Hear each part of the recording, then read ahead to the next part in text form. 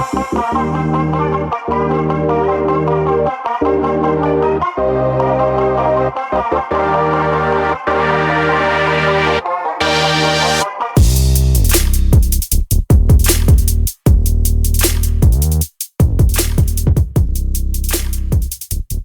you for checking out Real Talk Personal Finance. Shit's about to get real. Cashflow King with you again today. And today, in episode number 7, we're going to talk about what's your savings rate.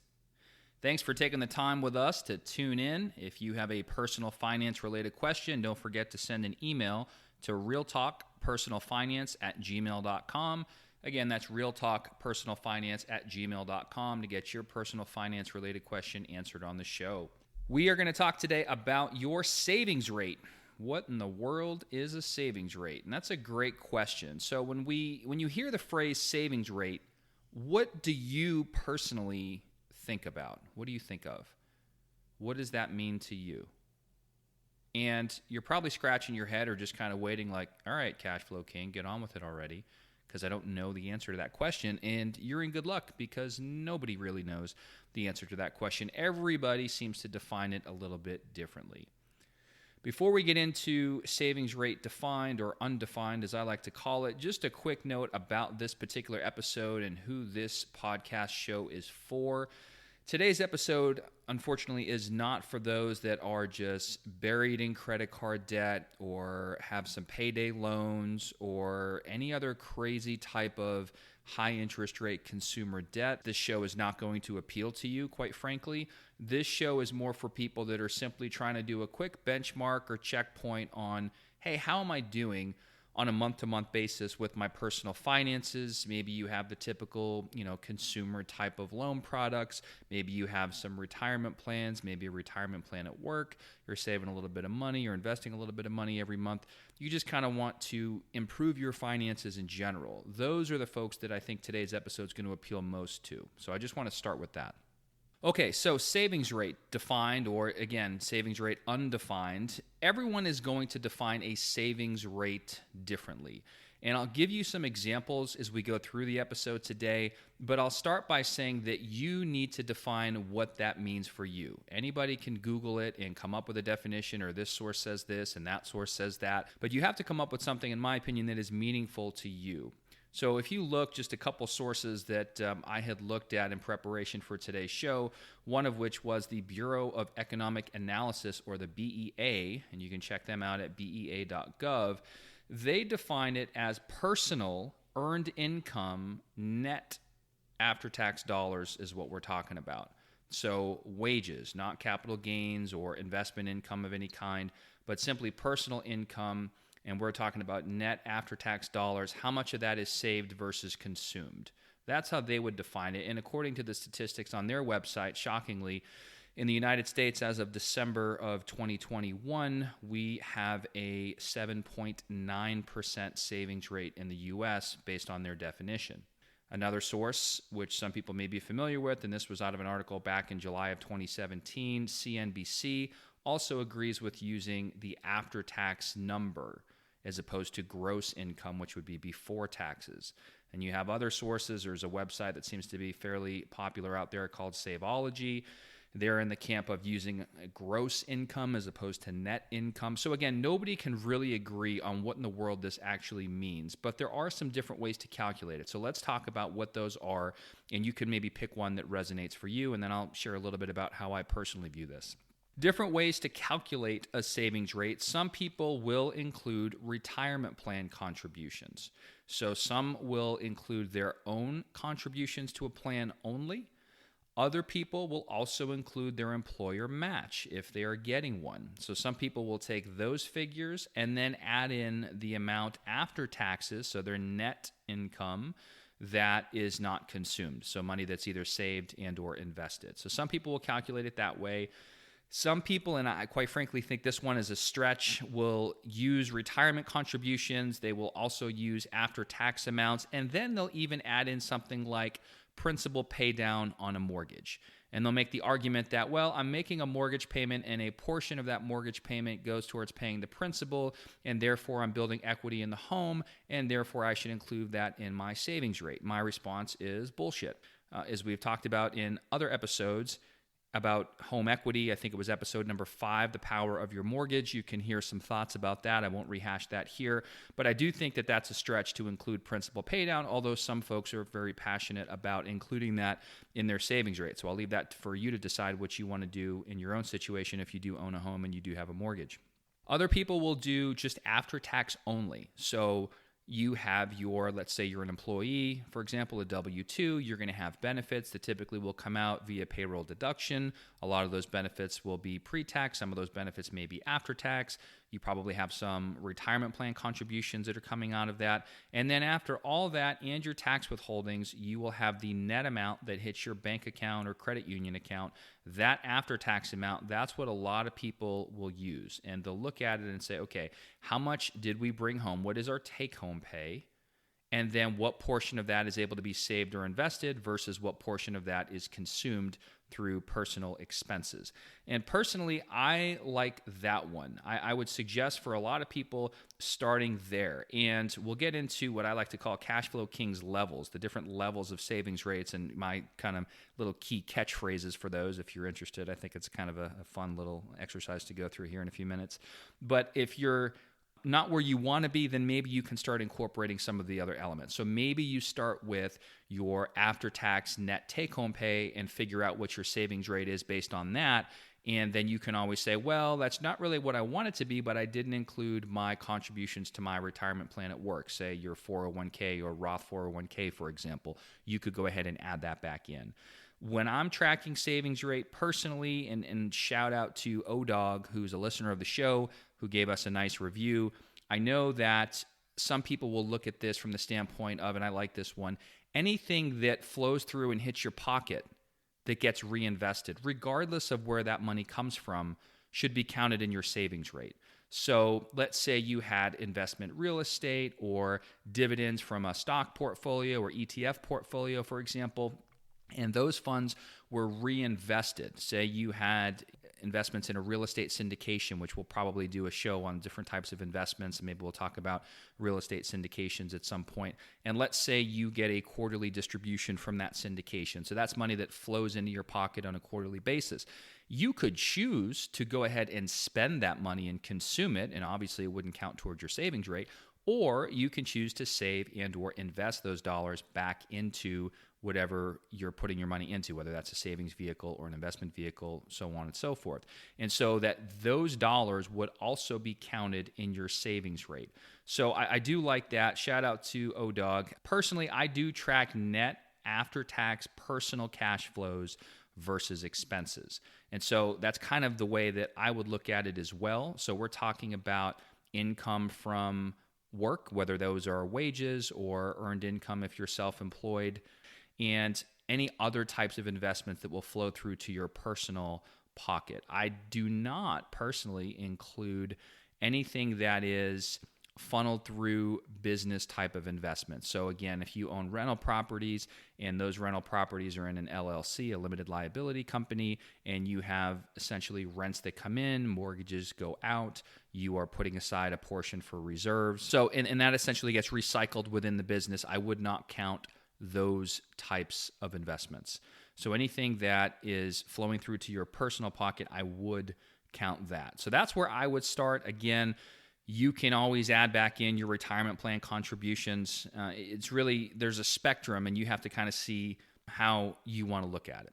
On the most extreme end, some people will look at net after-tax dollars from personal income only, and that's typically going to generate the lowest savings rate, all else being equal, all the way to the people that are counting their contributions, their employer's contributions, if any, the principal paid on the mortgage, and every little fucking thing they can think of to get into their savings rate. They're going to be on the other end of the spectrum. I think most people are going to be somewhere in the middle.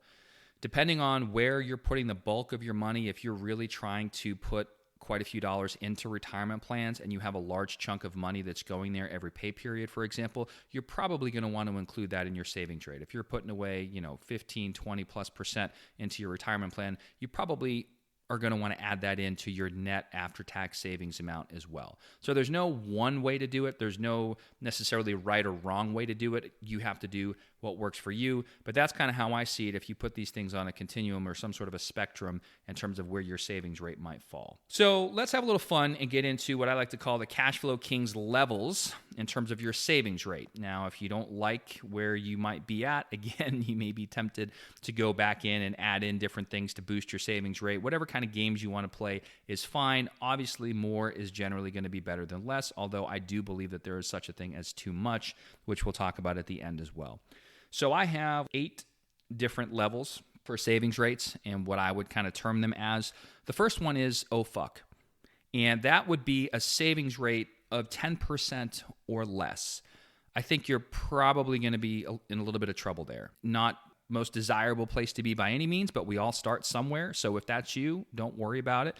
There's different techniques and things that you can do to try to boost your savings rate. But if you are putting away 10% or less, however you define that, I would say you're in the oh fuck camp. The second one is needs a little bit of work. And this, I would say you're looking at typically about 15% plus. I know that different financial advisors out there will have different ranges. I know when I have clients ask the question, I always like to counter with, well, what is your goal and what are you trying to do? What are you trying to accomplish? And usually the question I get is, how much should I be putting away into retirement plans? And it's a very subjective answer, but I think a lot of people just like these blanket statements or just this blanket advice, if you will, quote unquote, that exists out there. And no, this is not advice. This is for education and entertainment purposes only, this show. But I think for a lot of people, and we do have some clients that have pensions, I would say probably in the neighborhood of 10 to 15% on the low end is what those clients are looking at. And then those that may not have access to an employer-sponsored pension, like a defined benefit pension plan, I think that 15 to 20% just from a strictly retirement savings standpoint is probably going to be around the bare minimum. You can certainly do more than that, and part of it's going to be a function of income. If you're making, McMillions and you put in just a very small percentage amount, you're still putting away a lot of dollars. But if you're putting away 50% and you make 10 grand a year, that's also really not all that impressive, right? So it's going to be a little bit different for everybody. But those are some general benchmarks, I think, that are thrown around out there. And so when I say in this little cash flow king level here of 15+% needing work, again, that's my opinion. You might think that that's perfectly fine for you, and it depends on what your goals are, right? What do your expenses look like? When are you trying to retire? Are we talking about just for retirement? And I would argue for the savings rate, we're not. I would argue that we're, for the most part, talking about non-retirement after-tax savings. And some people may also include their retirement savings in there. But especially if you're including both components, your net after-tax savings and investments plus your retirement plan contributions, and you're not above 15%, you're probably not too far from the oh fuck camp, but I would say that it does need some work. So that would be category number 2. Number 3, getting there. I would say anybody that's around 20% plus is kind of on the getting there sort of track. 30% plus, I'd say we're on the runway, right? You hear the plane engine starting to rumble a little bit. We're not quite taking off just yet, but we're getting some things started. I think that's a fairly okay place to be. And again, we're probably all going to progress through these different phases at different points in life. So no matter where you are, don't feel bad about it. Just kind of, do an assessment of where you're at and where you're trying to get to. And hopefully this kind of gives you a little bit of flavor and fun to have with it. 40% plus, now we're talking. That's the now we're talking. I think that that's a very good, and for a lot of people, maybe somewhat aspirational savings rate to get to, depending on your family situation and whether you have children or not, and when you're trying to retire, are you trying to quote unquote retire early or not? A lot of those things will factor in here, but I think 40% plus, now we're talking, that's a really solid place to be. 50 to 60%, I would say you're probably one of the FIRE community entrants, if you will, the financial independence retire early community. A lot of people are trying to save about half their income or a little bit more than that, so that's definitely solid. 60 to 70%, kind of a FIRE community boss is what I would call you. And then if you're getting well north of that, like 80% plus, I think you're in the live a little camp. I really do think that we all need to balance our savings rate. And when I say savings rate, I think I've made this clear, but just in case I haven't, we're talking about money that is not consumed or spent. So this could be money that is literally saved in some type of a savings type of vehicle.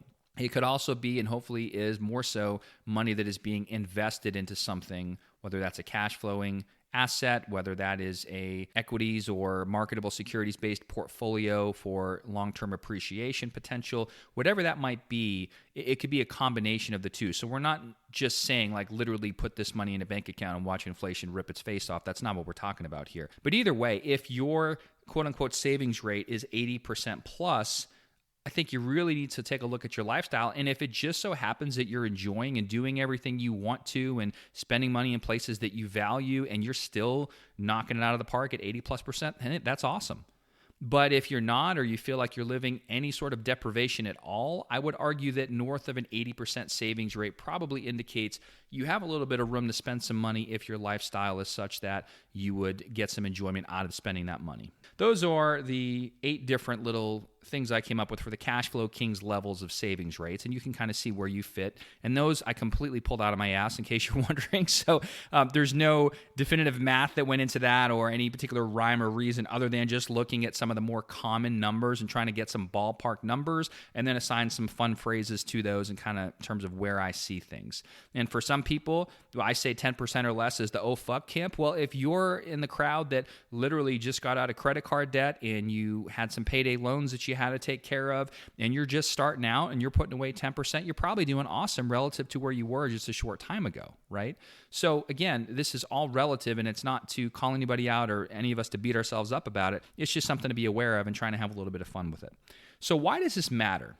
Why do we even care about what our savings rate is? And one thing that comes to mind is the difference between a savings rate and investment portfolio allocations. And every now and then this happens, not all the time, but there was a client who emailed me one time, and she was in her 60s. She really didn't have all that much money with us. She was a client that I inherited from another advisor, and she was going on and on about optimal portfolio allocations and, reallocating into this or that or the other thing. And I try to nicely basically say to her, hey, let's have a meaningful conversation. Here's a link to set up an appointment, and let's do that. But what I really wanted to say was, it doesn't fucking matter, lady, because you don't have any real money. And I know that sounds terrible, but really the most important thing is the savings rate. Not to say that what you invest in isn't important, and not to say or discount things like risk tolerance and all that other good stuff.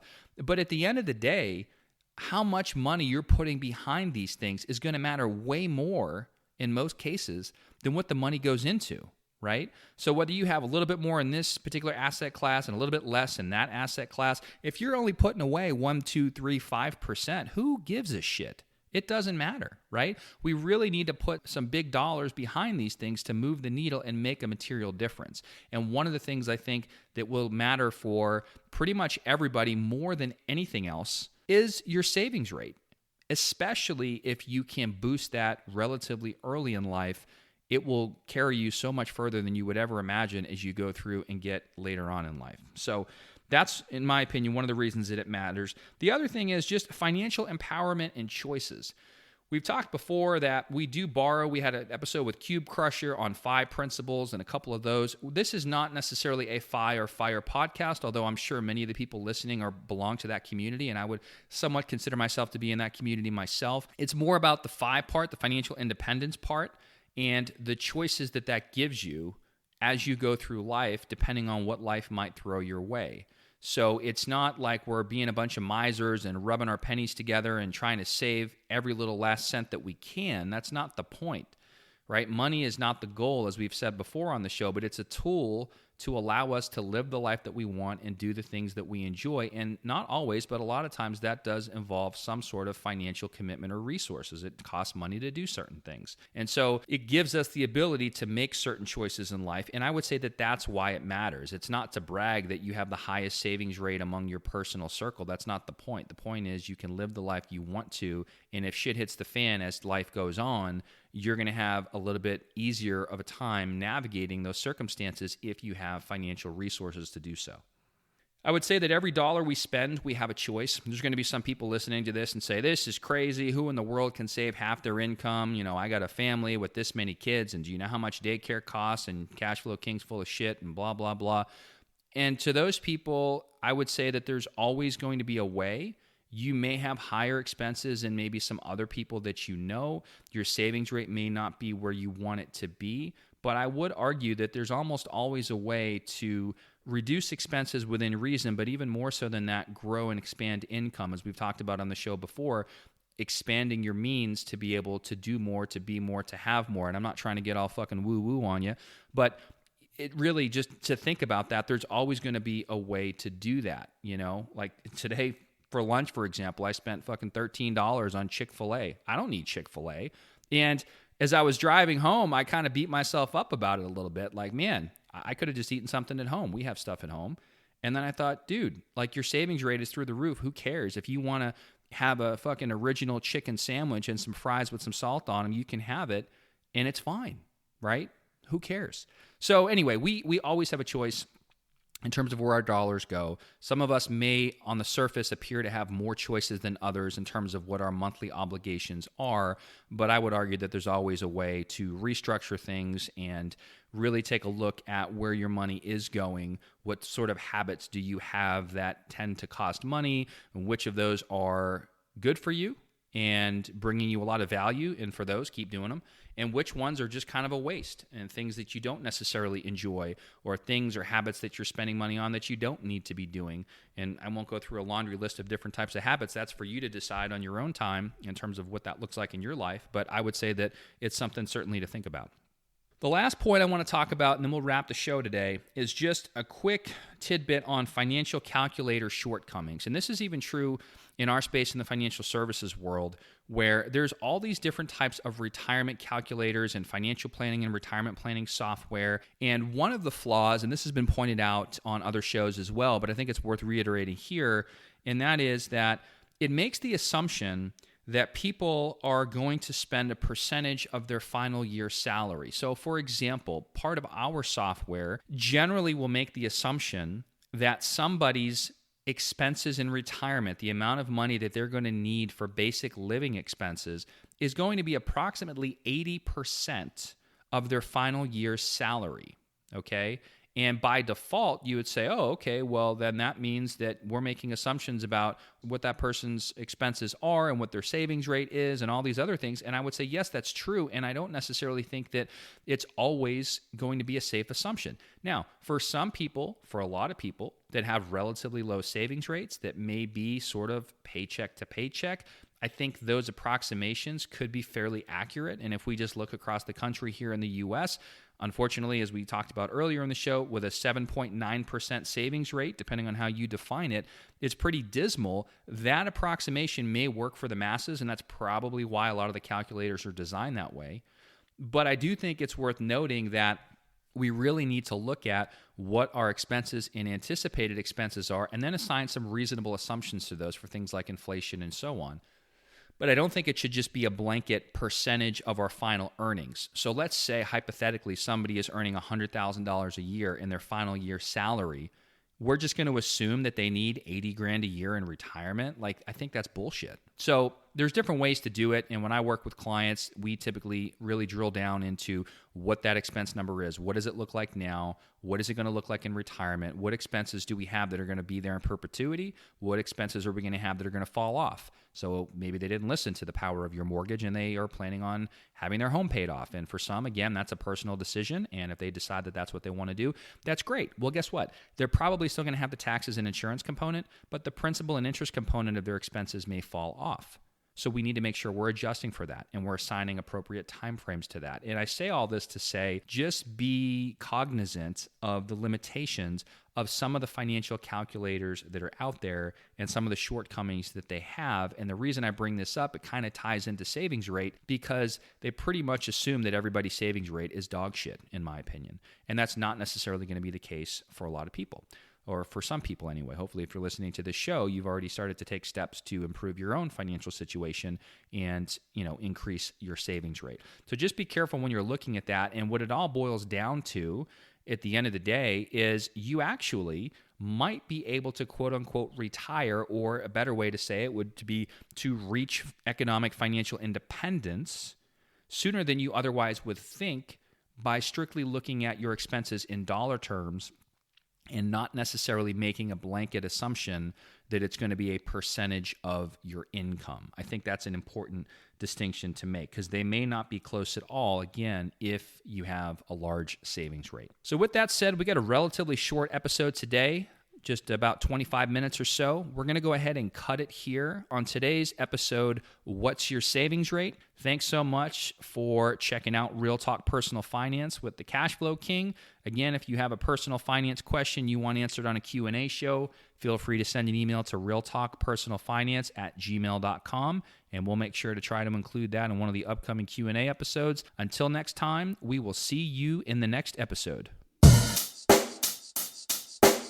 Check the mic and make sure it sound right, boys.